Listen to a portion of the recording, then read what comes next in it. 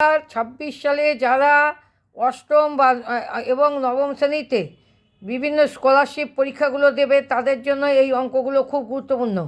1 নম্বর অঙ্কে আছে m = √7 plus √7 plus √7 up to infinity plus up to infinity, n √7 minus √7 minus √7 minus up to infinity. সেখান থেকে সম্পর্কগুলো কি হতে পারে?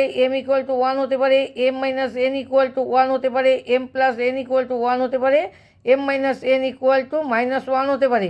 আমাদের যাচাই করে দেখতে হবে। আমরা কি করছি, আমরা m স্কোয়ার করে দিলাম, তাহলে এই দিকটাও স্কোয়ার হয়ে গেল। তারপরে m স্কোয়ার = 7টা বেরিয়ে এলো, বাকি যেটা পড়ে থাকলো আবার সে mই। তাহলে এখান থেকে ক্যালকুলেশন করে m স্কোয়ার মাইনাস m = 7 পেলাম। দ্বিতীয়টারও স্কোয়ার করে দাও, n স্কোয়ার = এটা হোল স্কোয়ার করে দাও, 7 বেরিয়ে এলো, বাকিটা আবার n। তাহলে n স্কোয়ার প্লাস n = 7। দুটোরই দিকে 7 থাকাতে 1 2 তুলনা করো। সেখান থেকে তারপরে উৎপাদক বিশ্লেষণ করলে কি পাচ্ছ? m + n × m - n - 1 = 0।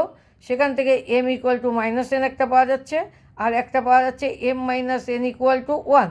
আমাদের অপশানে m = -n নেই, কিন্তু m - n = 1 আছে, সেটা বি অপশানে রয়েছে, অতএব বি অপশানটা রাইট। আর 2 নম্বর অঙ্কটায় কি বলেছে? a + √b, যেখানে b পূর্ণবর্গ সংখ্যা নয়, সে হচ্ছে তার নিজেরই অনন্যক।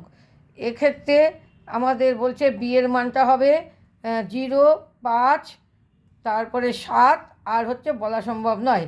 তাহলে আমরা শর্তানুসারে কী করি? অনন্যকের ধর্ম অনুযায়ী a + √b = 1/a + √b বসিয়ে দিই। সেখান থেকে আমরা কি পাবো? a + √b whole square = 1। তার মধ্যে আমাদের b পূর্ণবর্গ সংখ্যা নয়, আর এর মান অজানা, অতএব আমরা b এর মান বলতে পারছি না। তাহলে এর উত্তরটা হচ্ছে b এর মান বলা সম্ভব নয়।